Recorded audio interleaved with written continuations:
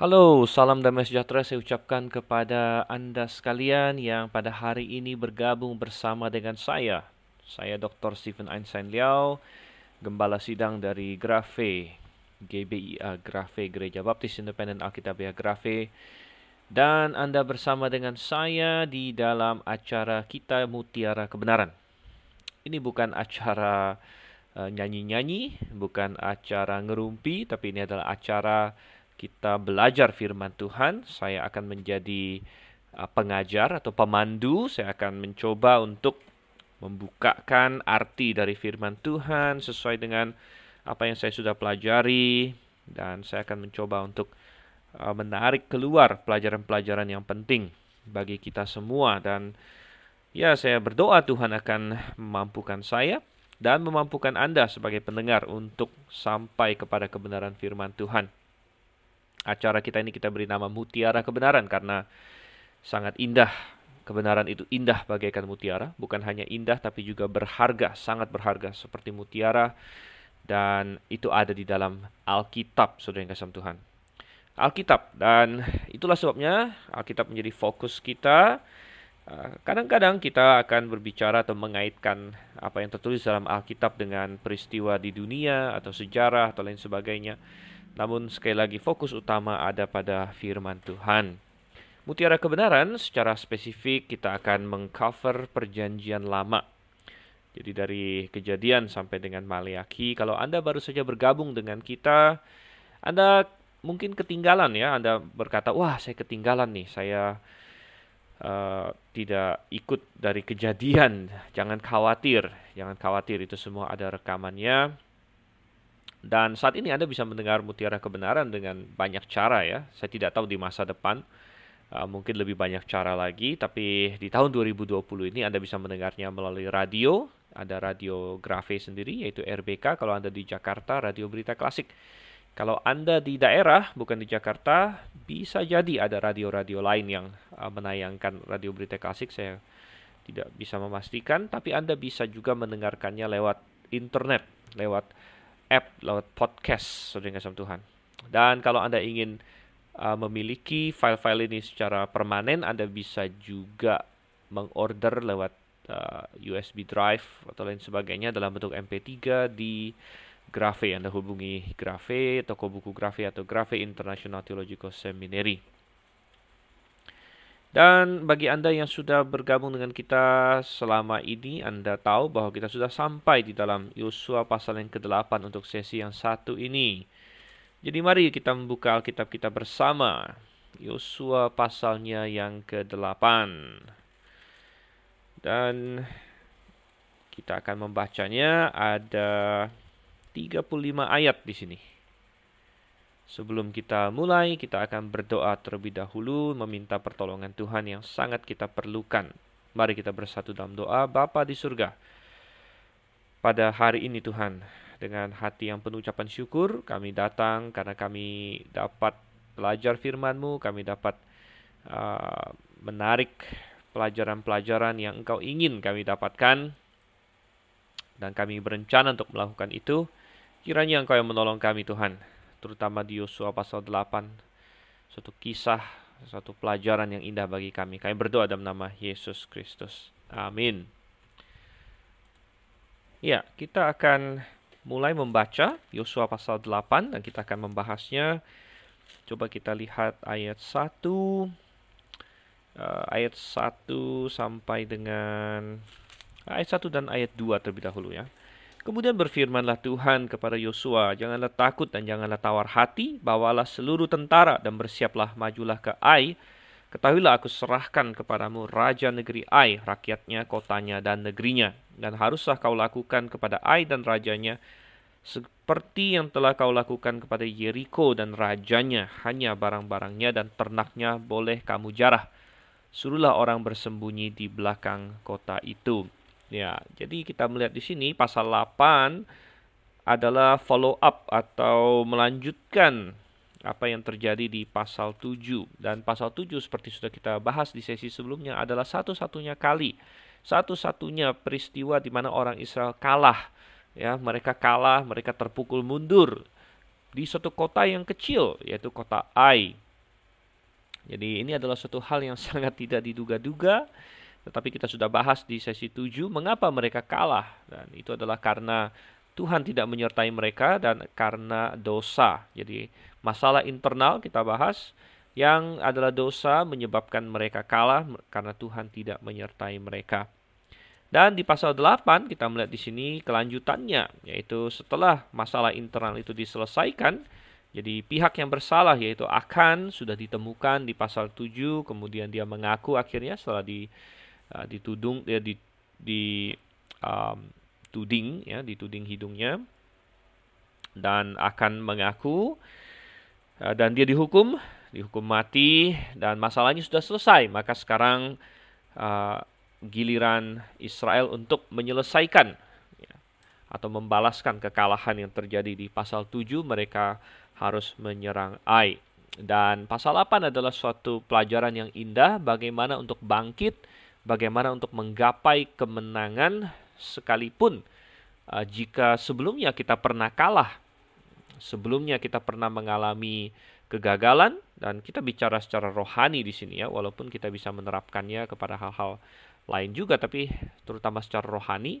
Mungkin kita pernah jatuh dalam dosa, kita pernah gagal, atau kita itu bisa merembet ke berbagai hal yang lain, karena kekalahan rohani bisa merembet kepada kekalahan dalam hal lain. Misalnya dalam pernikahan kita, ya terjadi kegagalan, atau dalam kerja kita, dalam usaha kita, ya mungkin karena dosa tertentu itu bisa merembet dan mengakibatkan kekacauan dalam bisnis kita, dalam pekerjaan kita dan lain sebagainya. Dan saya yakin semua kita pernah mengalami kegagalan, pernah mengalami kekalahan. Namun di pasal 8 di sini kita melihat bagaimana bisa menang kembali setelah ada kegagalan. Suatu pelajaran yang sangat indah.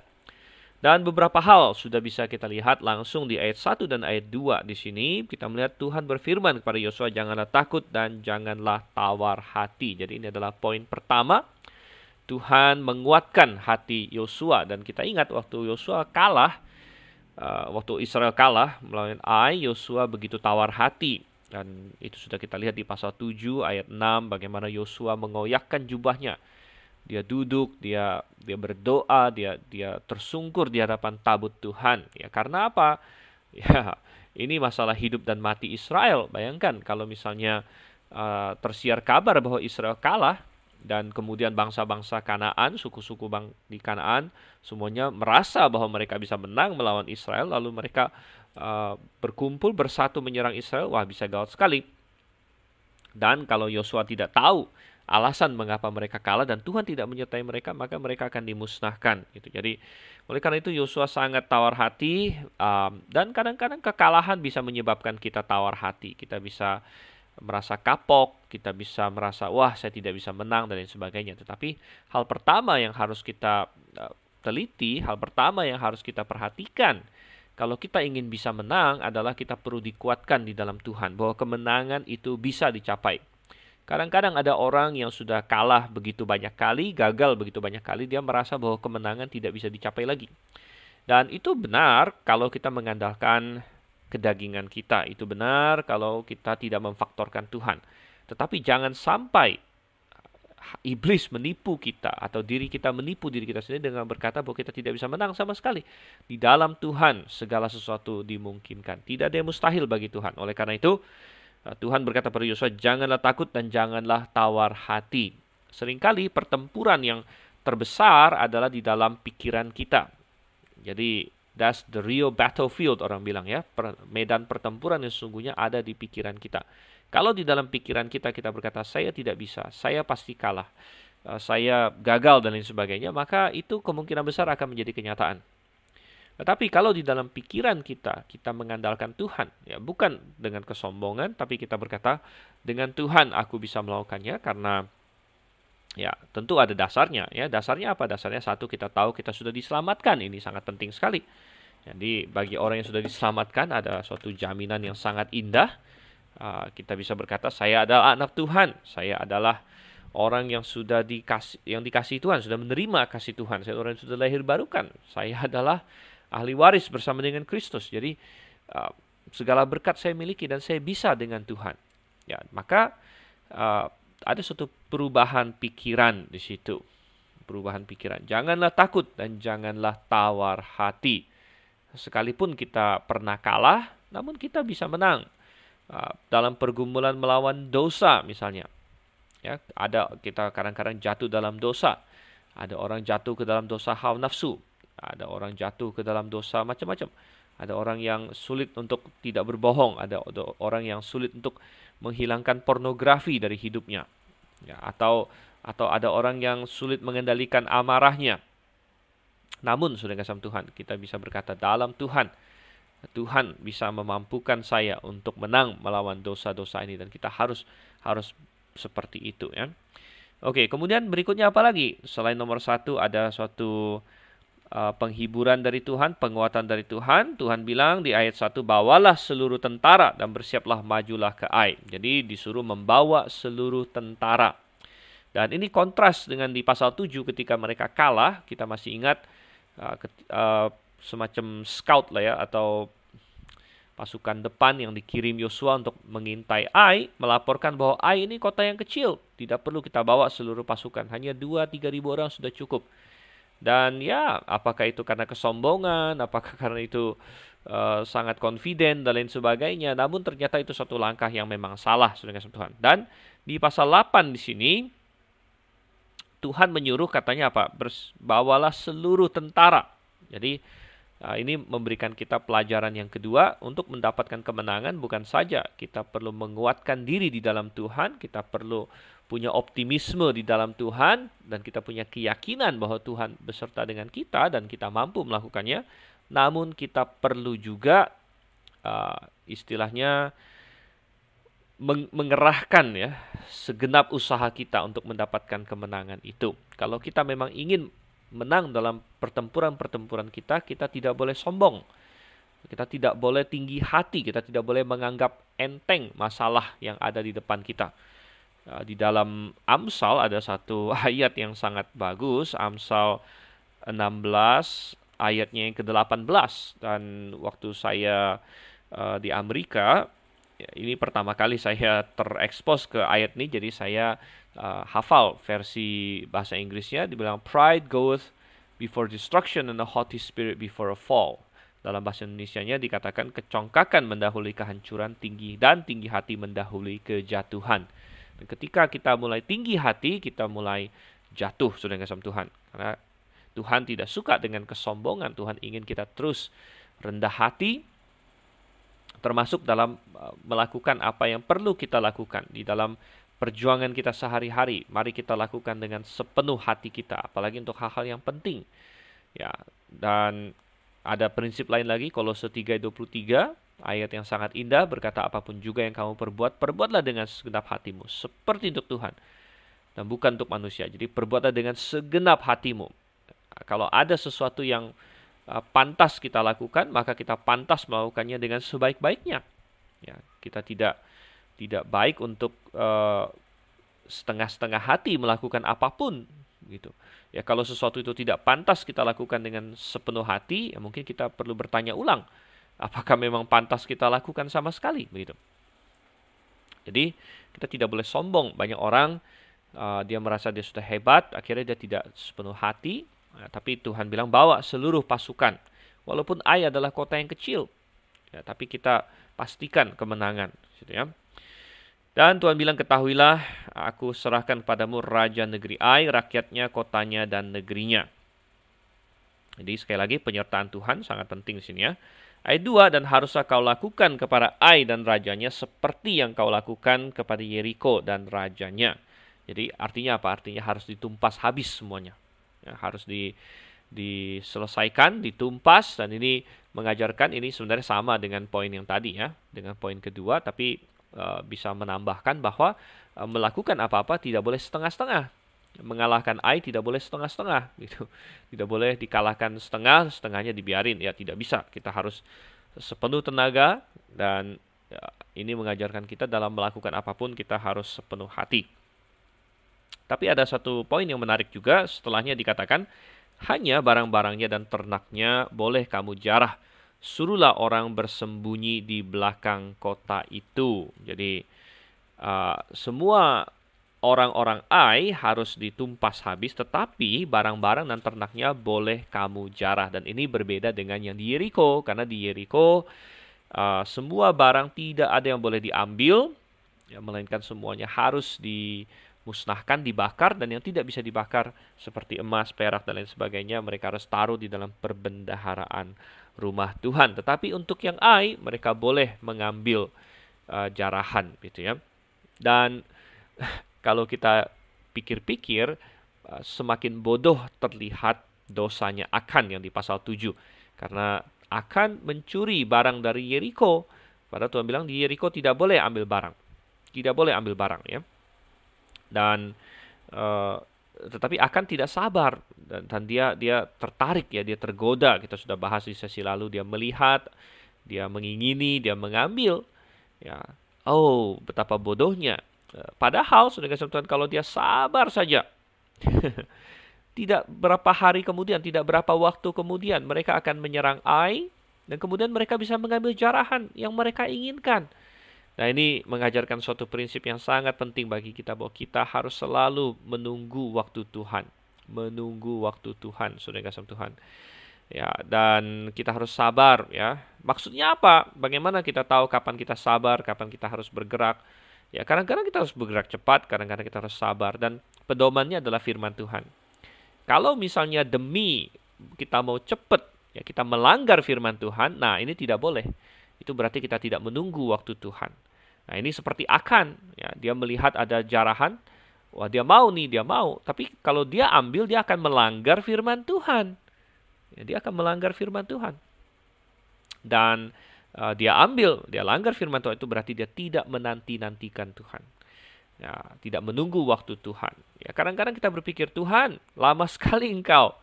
Ya, tapi tidak apa, kita tunggu waktu Tuhan. Ada satu ayat yang sangat indah di dalam Yesaya pasal 40. Saya yakin banyak pendengar sekalian yang tahu ayat ini. Yesaya pasal 40 ayat yang ke-30 dan 31.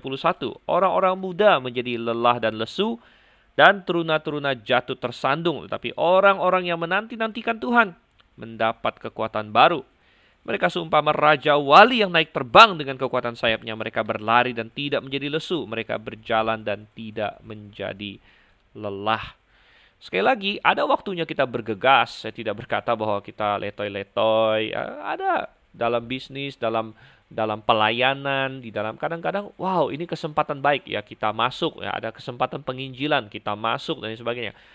Tapi kapan? Apa maksudnya? Mungkin banyak orang bertanya, apa sih maksudnya, Gembala Stephen, menunggu waktu Tuhan itu apa maksudnya? Apa kita harus diam-diam aja? Bukan juga, begitu ya. Tapi maksudnya begini, kalau misalnya kita ingin melakukan sesuatu, tapi yang kita ingin lakukan ini melanggar firman Tuhan, maka kita bilang tidak. Saya tidak mau lakukan dulu. Ya, saya mau menunggu kesempatan lain di mana saya bisa mendapatkannya tanpa melanggar firman Tuhan. Jadi saya mau menunggu waktu Tuhan. Ya. Dan saya bisa kasih beberapa contoh. Misalnya dalam hal pasangan hidup, katakanlah. Dalam hal pasangan hidup. Nah, Anda ingin menikah. Ya, saya yakin banyak orang muda ingin menikah, kan? Nah, lalu Anda lihat-lihat, ya, pasangan siapa, dan Anda mungkin melihat, wah, saya sudah umur sekian, atau Anda melihat bukan hanya ada pressure dari segi umur, mungkin ada pressure dari segi teman-teman Anda sudah mulai berpasangan, Anda berpikir, wah, saya belum ini. Nah, lalu Anda lihat siapa nih, wah, dan ada pilihan, tapi mungkin bukan orang Kristen, mungkin bukan orang yang lahir baru lah, begitu ya, bukan orang yang diselamatkan. Saya tidak peduli sih Kristen atau bukan KTP-nya, karena ada banyak orang KTP Kristen atau mengaku Kristen tapi sebenarnya tidak lahir baru. Nah, itu juga bukan suatu pilihan yang baik, karena Tuhan berkata bahwa kita boleh menikah asal dengan orang yang sungguh-sungguh percaya, gitu. Jadi kita melihat, tapi mungkin kita berpikir, aduh, saya harus menunggu sampai kapan, begitu kan? Yang ada aja lah, ya. Jadi akhirnya berkompromi menikah dengan orang yang bukan seiman dengan kita. Nah, ini berarti tidak menanti-nantikan Tuhan. Ya, tetapi orang yang menanti-nantikan Tuhan berkata, Tuhan, saya mau taat sama firman-Mu, walaupun saat ini saya belum lihat, ya, siapa sih yang engkau bisa sediakan bagi saya, dan di mana saya bisa ketemu orang yang sungguh lahir baru, yang bisa menjadi pasangan hidup saya, entah laki entah perempuan, ya tergantung ya apakah Anda laki atau perempuan. Tapi sama prinsipnya sama, dan itu berarti menanti-nantikan Tuhan, gitu. Menanti-nantikan Tuhan. Dan Alkitab menjamin, Tuhan menjamin, bukan saya menjamin ya. Saya tidak bisa menjamin apa-apa, tapi Tuhan menjamin asal Anda punya hubungan dengan Tuhan. Maka orang yang menanti-nantikan Tuhan tidak akan dikecewakan. Tidak akan dikecewakan ya. Dan kita bisa melihat ada banyak contoh negatif orang-orang yang gagal menantikan Tuhan di dalam Perjanjian Lama. Misalnya Abraham. Abraham kan dijanjikan Tuhan akan punya anak ya. Ya, dan Abraham sebenarnya percaya sama Tuhan. Namun Sarah yang akhirnya, kalau kita baca di kitab Kejadian, Sarah yang merasa tidak tenang sempat menawarkan suatu solusi lain kepada Abraham. Kita pernah baca itu di Kejadian pasal 16, di mana dia menawarkan gundiknya, ya, hambanya menjadi gundik, hambanya Sarah dijadikan gundik oleh Abraham, yaitu Hagar. Ya, sebenarnya ini bertentangan dengan desain Tuhan, karena Tuhan ingin suami istri itu ya satu-satu aja begitu ya. Jadi pakai gundik, pakai istri kedua, ketiga itu tidak sesuai dengan desain Tuhan, walaupun sering dilakukan oleh orang-orang di zaman Abraham waktu itu gitu. Namun Abraham akhirnya mendengarkan kata istrinya dan melakukan kesalahan di situ. Dia tidak menantikan Tuhan, padahal Tuhan sudah siapkan Ishak yang akan datang pada waktunya. Akhirnya lahir Ismail, ya, lahir Ismail, dan akhirnya Ismail dengan Ishak konflik terus sepanjang zaman. Ya. Kita masih ingat juga Saul, kasus Saul, di mana di kitab 1 Samuel kita membaca bagaimana pernah satu kali dia sedang mau berperang dengan orang Filistin.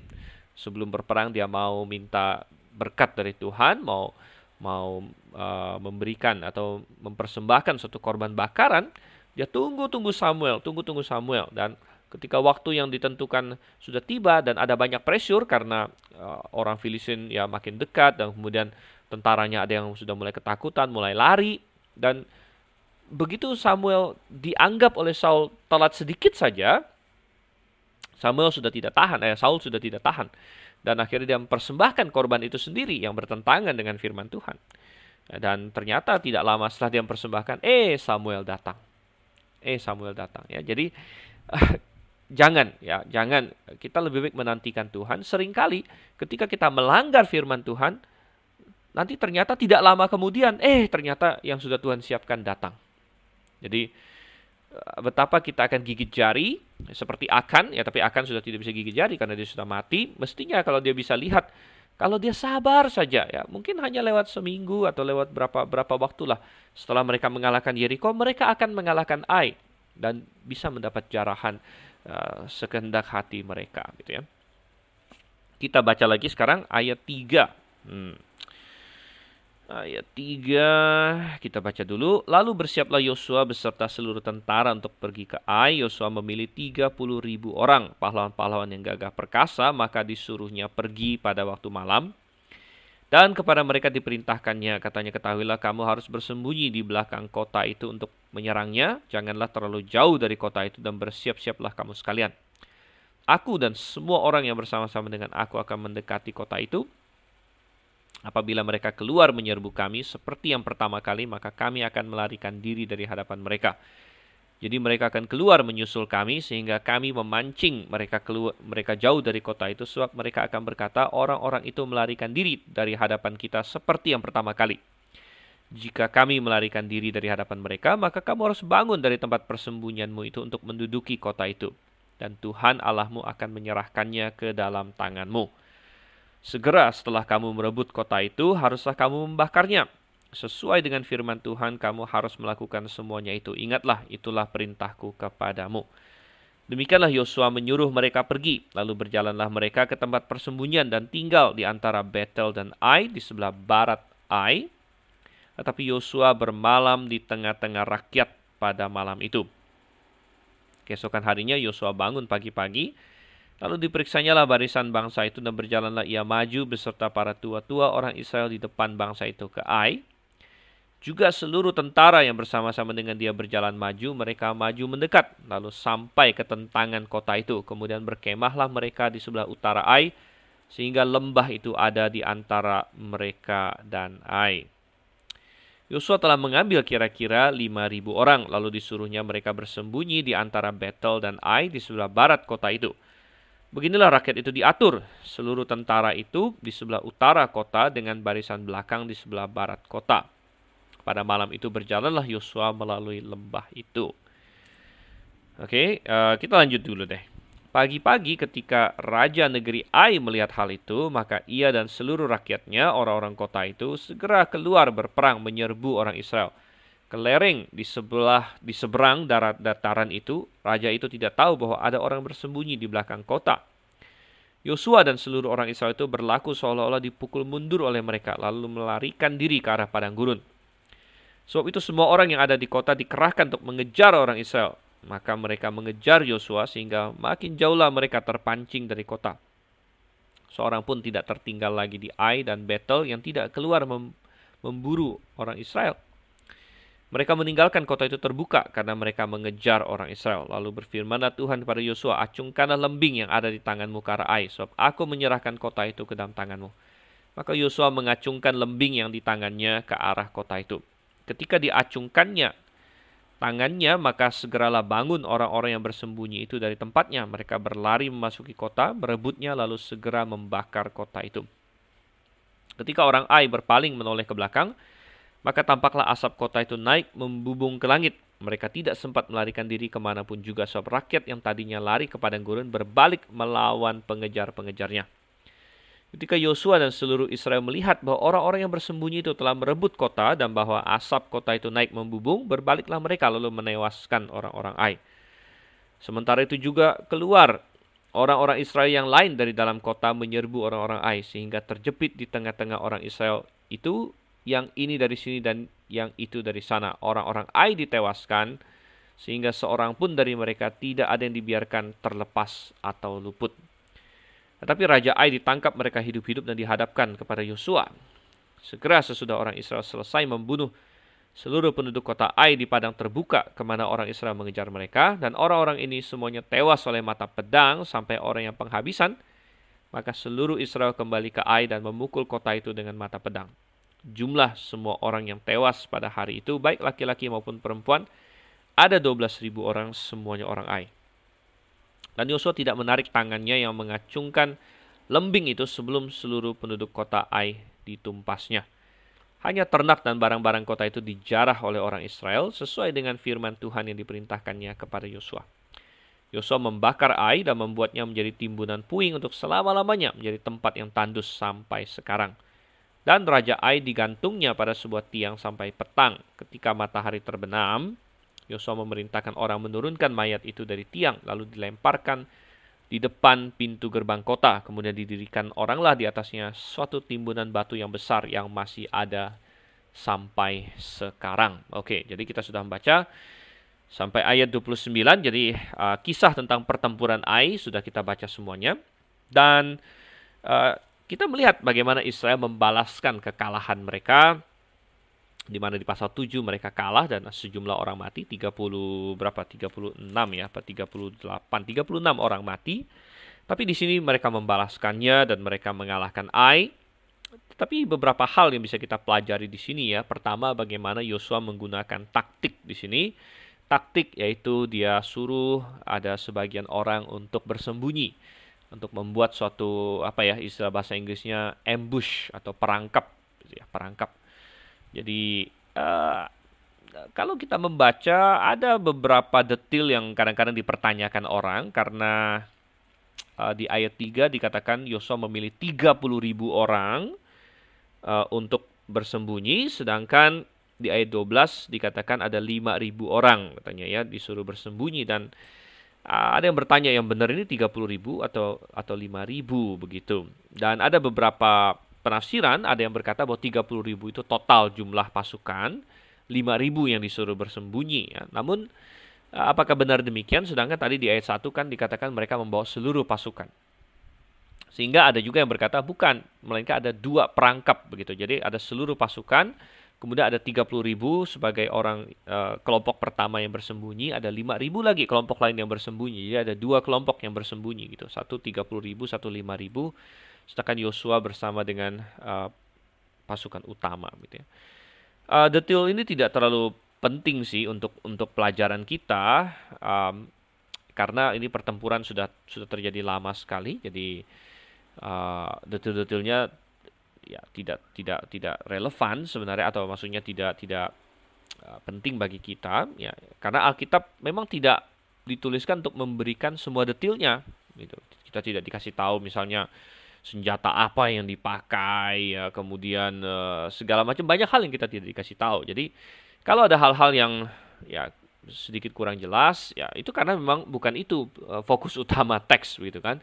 Bukan itu fokus utama teks. Ada pelajaran-pelajaran rohani yang penting bagi kita. Namun setiap yang Tuhan ungkapkan ya penting. Kalau Tuhan ungkapkan itu berarti penting gitu kan. Nah, yang Tuhan tidak ungkapkan ya itu berarti kurang penting gitu.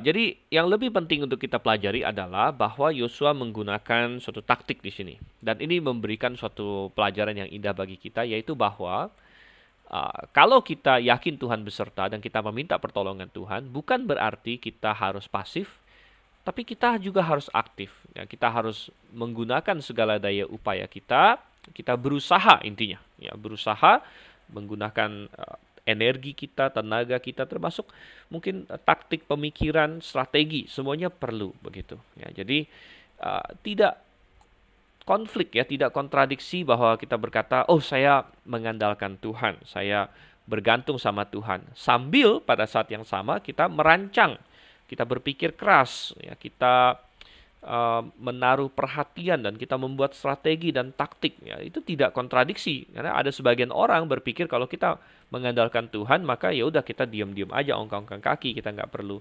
pikirkan strategi, nggak perlu pikirkan taktik. Itu adalah suatu kesimpulan yang salah, saudara. Ya, salah. Sebaliknya, justru kita berkata saya mau mengandalkan Tuhan, dan Tuhan bisa bekerja melalui taktik yang saya persiapkan, melalui strategi yang saya persiapkan, gitu. Dan ini benar untuk segala hal ya. Misalnya kita mau melakukan sesuatu, kita mau berbisnis misalnya atau membuka usaha. Ya, kita mau mengandalkan Tuhan. Ya, mengandalkan Tuhan berarti apa? Berarti ya kita jangan melanggar firman Tuhan dong. Ya, kita tidak melanggar firman Tuhan, kita tidak tipu orang, ya, kita bukan garong, ya. Ya, karena ada orang yang bisnis main curang, dia ambil barang dari orang, dia nggak mau bayar misalnya. dia pokoknya dia main curang lah, begitu kan? Ya, kita tidak seperti itu kan. Kita mau mengandalkan Tuhan. Namun bukan berarti kita tidak perlu menggunakan strategi. Ya silakan pikirkan strategi terbaik, ya langkah-langkah terbaik. Ya Yosua memikirkannya. Ya, dan akhirnya dia pasang ya pasukan yang untuk membuat perangkap ya, sehingga pura-pura kalah terlebih dahulu. Jadi ini taktik yang luar biasa ya. Jadi mereka menyerang, mereka pura-pura kalah. Kemudian akhirnya orang Ai merasa sombong ya. Jadi giliran Ai yang sombong ya. Sebelumnya kan Israel sombong, mereka kalah. Karena ini Ai yang sombong, mereka bilang, "Wah, mereka kalah lagi sama kita. Ayo kita serang sampai habis." Keluarlah mereka semua. Akhirnya orang yang pasang perangkap masuk menghancurkan kota. Dan begitu mereka melihat kota mereka sudah hancur, mereka tahu itu perangkap, mereka masuk dalam perangkap, mereka sudah lemes ya, dan langsung dihabisin oleh orang Israel. Ya, jadi kita perlu untuk menggunakan berbagai taktik, saudara kasih Tuhan. Dan bukan hanya dalam katakanlah berbisnis atau apalagi sekolah ya. Mungkin sebagian masih ada yang sekolah, masih belajar ya. Ya, Anda berdoa minta tolong sama Tuhan, tapi juga Anda punya strategi belajar. Ya, boleh, bagus. Ya, strategi belajar bagaimana memaksimalkan waktu, itu bagus sekali. Dalam pertempuran melawan dosa juga demikian. Ya, Tuhan tolong Tuhan. Misalnya kita lemah dalam hal apa? Mungkin ada orang yang lemah dalam hal katakanlah hawa nafsu. Ya, banyak kan orang muda hari ini dia hawa nafsu karena memang dunia tempat kita tinggal sekarang ini sudah seksualisasikan. Ya. Jadi di mana-mana Anda melihat ya, bagaikan serangan musuh ya. Anda pergi ke mall saja. Kadang-kadang bisa ada banyak poster-poster wanita yang setengah telanjang, gitu kan? Yang 100 tahun lalu akan dianggap ini skandal besar. Ada toko katakanlah pakaian dalam wanita, dan dia memakai model ya ditampilkan gitu, digambarkan ya wanita dengan pakaian dalam saja, ya itu bagi laki-laki adalah suatu serangan yang luar biasa. Karena laki-laki yang normal gitu, dia melihat itu bisa saja sangat bisa tergoda begitu. Dan tergantung kita untuk bagaimana kita menyiasati ini. Ya, jadi kita minta pertolongan Tuhan. Tuhan, saya tidak mau jatuh kepada dosa perzinahan dalam pikiran. Ya, saya tidak mau tergoda oleh hawa nafsu. Jadi kita perlu pikirkan strateginya. Kita minta tolong Tuhan. Kita juga bisa memikirkan strategi apa yang mau kita pakai. Ya, misalnya kita menghindari, kalau kita memang lemah dalam hal ini, kita menghindari tempat-tempat itu. Kita sudah tahu itu. Kita sengaja tidak mau menoleh ke sana dan lain sebagainya. Jadi itu banyak strateginya. Nah, kita menghilangkan hal-hal seperti itu. Dan yang lebih menggoda kadang-kadang adalah internet. Karena internet ada pada kita. Ada orang yang kecanduan pornografi, dia perlu memasang app-app tertentu di handphone dia atau di komputer dia. Kadang-kadang perlu ada app yang supaya semua aktivitas kita di web direkam dan dikirim kepada seorang teman yang bersedia, ya mungkin gembala sidang, mungkin seorang mentor rohani, kakak rohani dan sebagainya yang bersedia untuk menjadi pengingat kita gitu.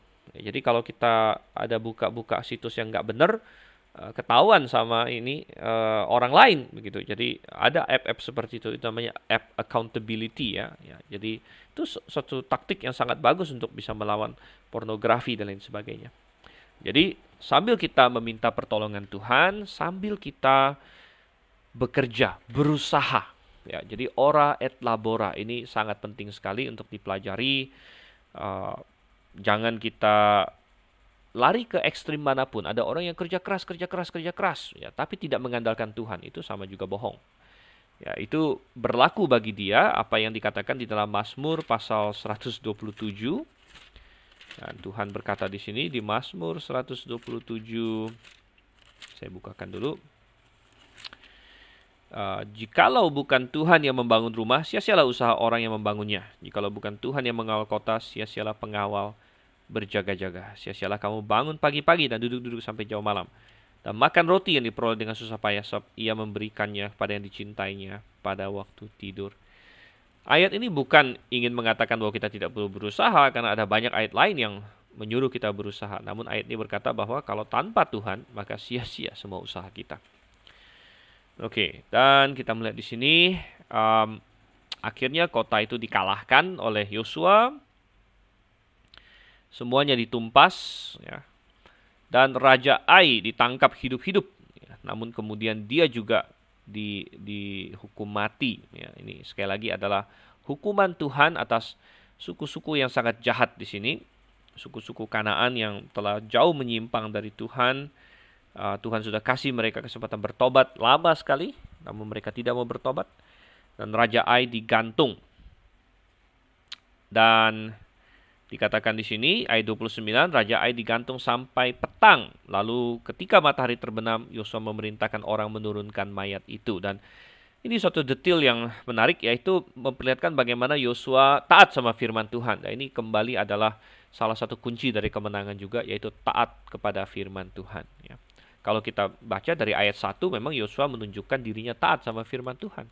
Tuhan kasih tahu dia apa, dia ikutin semuanya. Dan di sini, nah, tidak ada instruksi langsung dari Tuhan, tapi Yosua sudah tahu. Kenapa Yosua sudah tahu? Karena ada tertulis dalam firman Tuhan. Jadi di dalam kitab Ulangan ada suatu peraturan bahwa barang siapa yang tergantung di atas kayu itu terkutuk, dan dia tidak boleh digantung lebih dari 1 hari. Jadi setelah petang harus diturunkan, dan ada perintahnya itu.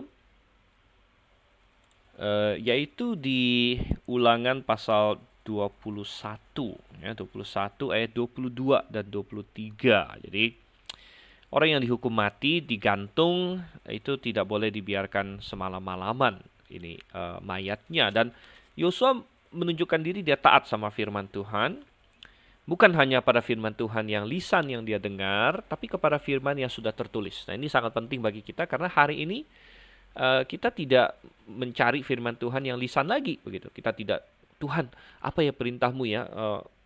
tolong datang malam-malam ke saya kasih tahu. Tidak. Tuhan sudah tulis perintahnya dalam firman-Nya. Dan baiklah kita mencamkan itu. Ya, jadi Yosua taat sama firman Tuhan. Sekarang kita baca ayat 30 sampai 35.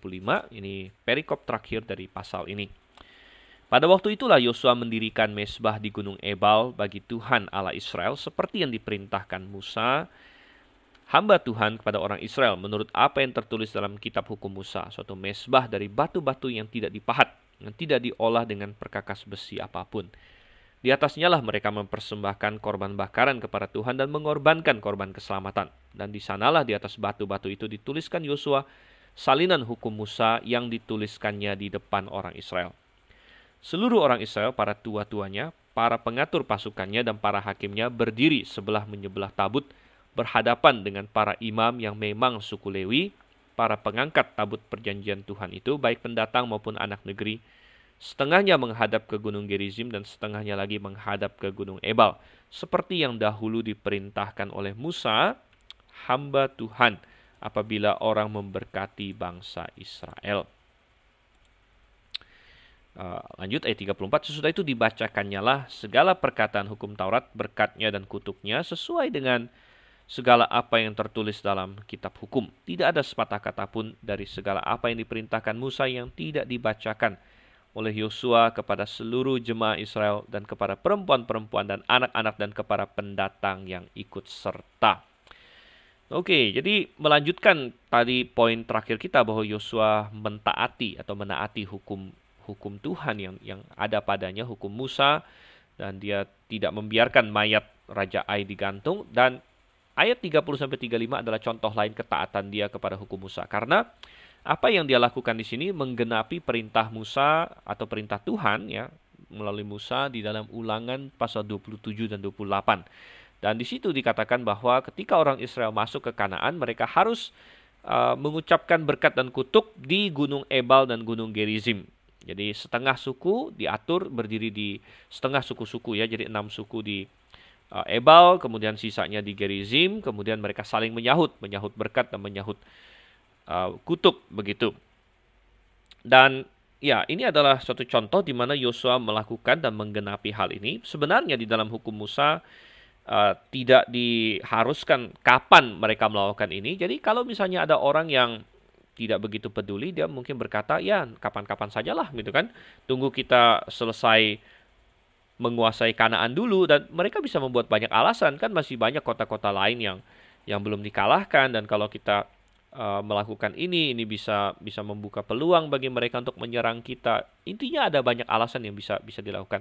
Namun Yosua memiliki pemikiran yang lain. Dia punya pemikiran, kalau saya bisa melakukan apa yang Tuhan perintahkan sekarang, kenapa saya harus tunggu besok begitu. Nah, ini adalah suatu hal yang sangat penting. Jadi artinya begini, kalau kita bisa menaati Tuhan hari ini, kenapa kita harus tunggu besok atau lusa atau minggu depan begitu? Kalau kita bisa taat, ada sesuatu hal yang kita bisa lakukan hari ini yang merupakan ketaatan, lakukanlah hari ini begitu. Tidak perlu kita menunda-nundanya. Semakin kita menunda, semakin ada peluang nanti misalnya kita gagal melakukannya atau kita berubah pikiran dan lain sebagainya. Tapi begitu ada kesempatan kita bisa taat sama Tuhan, kita lakukan gitu. Misalnya kapan, ya sebagai contoh saja, kapan kita memberikan persepuluhan ya. Kalau saya pribadi, begitu saya mendapatkan pemasukan misalnya, ya saya langsung sisihkan 10% dan saya langsung berikan begitu. Ini supaya apa ya? Kita nomor satu, kita mengutamakan Tuhan, dan saya bisa lakukan secepat mungkin, kenapa harus saya tunda begitu. Ada orang yang dia tunda ya. Dan ini bisa macam-macam, bisa jadi ada sesuatu yang terjadi ya, dia berubah pikiran, ada dia pakai dan kelewatan pakainya misalnya dan lain sebagainya. Jadi ada banyak kemungkinan. Dan ini bukan hanya masalah persepuluhan, tapi intinya semua ketaatan yang lain ya, semua ketaatan yang lain. Misalnya masalah memberi diri dibaptis. Kalau Anda sudah diselamatkan, Anda tahu Anda sudah diselamatkan, sudah lahir baru, Tuhan ingin Anda memberi diri dibaptis. Nah, nggak usah Anda tunda-tunda. Ya, nggak usah Anda bilang, udahlah tahun depan aja lah, atau kapan lah, ya malas, dan lain sebagainya. Tidak, kalau Anda bisa lakukan secepatnya, kenapa kita harus tunda gitu. Jadi ini masalah ketaatan. Dan Yosua melakukannya dengan baik. akhirnya dia genapi semua yang diperintahkan. Orang Israel berdiri di Gunung Ebal, di Gunung Gerizim, lalu mereka membangun mezbah, ayat 31. Ini juga sudah diinstruksikan membangun mezbah dengan batu-batu yang tidak dipahat. Lalu kemudian mereka juga membacakan firman Tuhan, dan ini juga diperintahkan. Dan kenapa Tuhan sebenarnya memerintahkan orang Israel, katanya kalau kita baca kitab Ulangan, setiap 7 tahun harus minimal 1 kali membaca firman Tuhan yang untuk rame-rame, untuk dengar semua orang. Ini untuk mengingatkan orang Israel untuk terus setia kepada firman Tuhan. Dan rupanya ini jarang dilakukan, dan itulah mengapa Israel banyak akhirnya generasi selanjutnya murtad dan menjauh dari Tuhan dan lain sebagainya. Tapi kita melihat bahwa ketika mereka dekat dengan firman Tuhan dan membaca firman Tuhan terus-menerus, ya, seperti dilakukan di sini, maka mereka akan sukses. Jadi jangan kita tinggalkan firman Tuhan. Ayo kita baca dan kita selami, kita renungkan, dan kita lakukan firman Tuhan itu.